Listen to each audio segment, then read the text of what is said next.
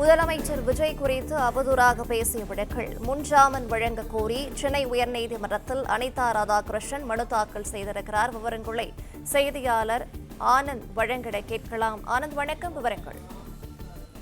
வணக்கம். திருச்செந்தூர் அருகே ஆத்தூர் பகுதியில் கடந்த ஜூன் 20ஆம் தேதி முன்னாள் முதலமைச்சர் கருணாநிதியின் பிறந்தநாள் விழா நடைபெற்றது. இந்த விழாவில் திமுக சார்பில் பொதுக்கூட்டமும் நடத்தப்பட்டது.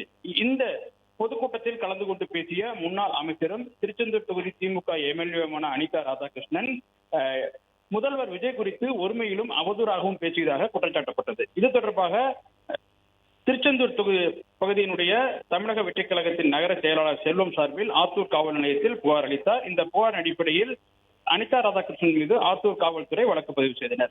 இந்த நிலையில் இந்த வழக்கில் முன்ஜாமீன் கோரி அனிதா ராதாகிருஷ்ணன் சார்பில் சென்னை உயர்நீதிமன்றத்தில் மனு தாக்கல் செய்யப்பட்டது. அந்த மனுவில் ஆளுங்கட்சியின் நடவடிக்கையின் மீது மக்களுக்கு ஏற்பட்டுள்ள எதிர்ப்பு குறித்து பிரதான எதிர்க்கட்சி சட்டமன்ற உறுப்பினர் என்ற முறையில் தாம் பேசியதாகவும் அரசியல் உள்நோக்கத்துடன் தமக்கு எதிராக வழக்கு பதிவு செய்யப்பட்டிருப்பதாகவும், எனவே இந்த வழக்கில் முன்ஜாமீன் வழங்க வேண்டும் எனவும் அவர் கோரியிருக்கிறார்.